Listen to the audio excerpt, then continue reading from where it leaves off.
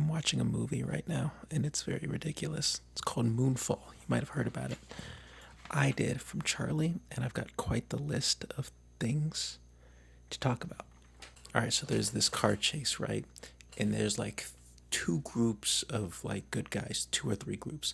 Now the second group, who's like the second supporting group, right? Their subplot is like the second most important.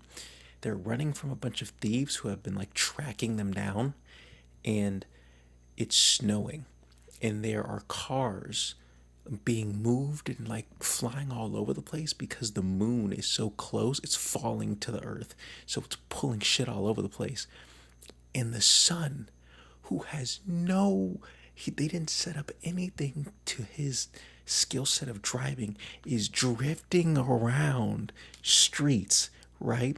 And the robbers are keeping up with them, dodging cars, shooting at each other, while the moon is like in their face, and they're fine. They're doing it, like they know what they're doing. I was half expecting Dom Toretto to start falling from the moon too, just like for family, and then just nosedive straight into the robbers. And then as Dom like starts to die in the car crash, he looks at the other good guys and he's like, for family, and then just a big explosion. Oh yeah. So when the people in the spaceship get to the moon, there's a hole in the moon that this evil entity thing, and we'll get to that. It gets into the moon, the entity, and I guess that's what started pushing the moon towards the Earth. Now, the good guys, they get into the moon, right? And the conspiracy theorist guy, the doctor dude, is like, well, the whole thing about the moon and why this is happening is because it's a megastructure that harnesses the power of a dwarf star. And so we're waiting that whole time seeing if that's going to be confirmed. And they get to the moon. Turns out it is confirmed. So tell me, if you got that close to a dwarf star, would you, could you? Would your ship not like melt? Would you not overheat? They're looking at the star too while they're getting close. Wouldn't you like, if that shit hurts when you're on Earth looking up at that hoe, like, and you're looking at it when you're like right up in its grill? I don't, I feel like, I feel like you just die from that. I should have tried probably. Okay, yeah, so the MC's son got arrested for evading police, and they don't explain why he did that. No, they didn't. But anyway, he gets arrested promptly, and the judge, oh my god, he was waiting to slap a motherfucker with a sentence, because the moment it all just breaks down. The guy gets in, the son gets in, right? He's sitting down. The MC is at the courtroom, sits down, and starts interrupting the proceedings. Like, no, you can't do this. He's my son. The judge is like, fuck you. He's staying in jail for 1 week. God damn it. This is my courtroom. You have no jurisdiction here.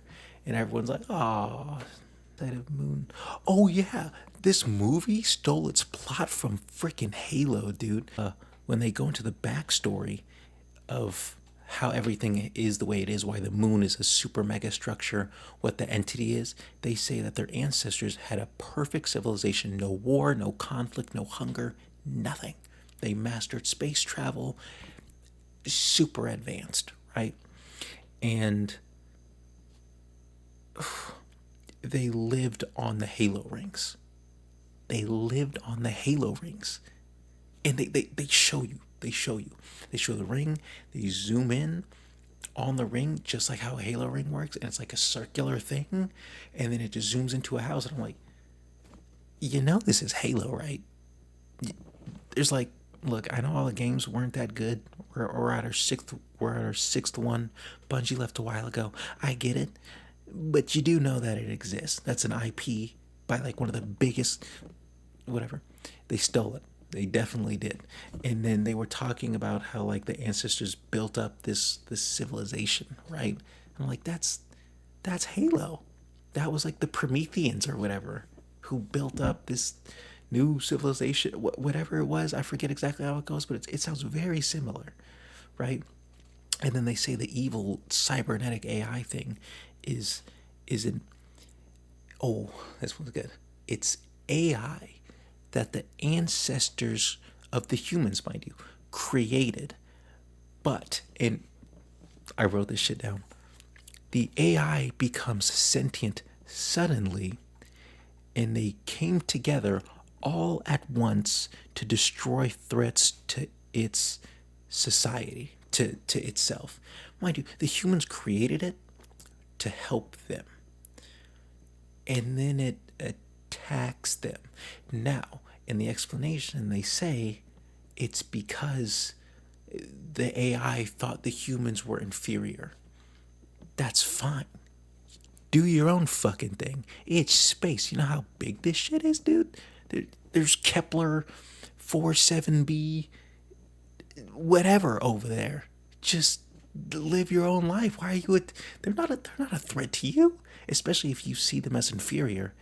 They're not. It goes to the point more to say that they're not a threat to you. So why are you attacking them? And it's the most contrived Star Wars, what is it, Last Jedi, Rise of Skywalker, Force Awakens thing ever. AI becomes sentient suddenly, and they came together all at once. Sure. Oh yeah, the moon has an OS. In the explanation that the moon, the ancestors programmed the megastructure of the moon, sort of like a message to the future humans, right? With like messages, right? And apparently, like the moon, apparently they whatever they programmed it with, it has an OS, which makes sense in their explanation. But like, what are you running? Windows 11? You running a Mac OS on there, Linux? What are we what are you running? Oh yeah, okay. And so the moon is a megastructure because the ancestors of the humans created it, and there was more than one, and they made these superstructures to go out into space and find suitable solar systems and planets that could host human life. Now, here's another issue with this, right? And they said the ancestors sacrificed themselves, all of them, even though they said in the explanation they got killed by the AI, whatever. But they gave up their life to give humans in the future a chance. And the AI seeks out the humans. Let me be more specific. They say the AI seeks out electricity that has humans inside of it. That has humans inside of it. Electricity that has humans inside of it. So if they send humans back to the Stone Age, there's no electricity. Therefore, they won't find them. But everything got destroyed except for Earth's moon. And if humans... First of all, how does the moon host new life? Where did the humans come from? Did it like have sex with the Earth? Is that what happened? Did it drop its pants and just put it in there? What? How does that work?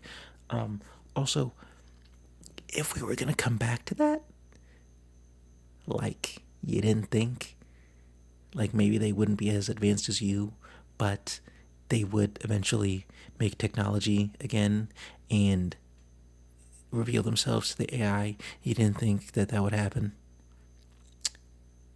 Effectively exposing themselves to the AI and then getting them killed. But they're less advanced, so they wouldn't even have a chance to fight back. But you also fought back and you lost. So, what?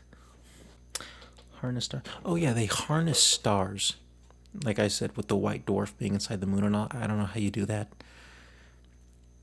You can solve war and hunger and conflict. But how the fuck do you harness a star? That one I want to know. Oh yeah, the conspiracy doctor dude, they let him operate the spaceship.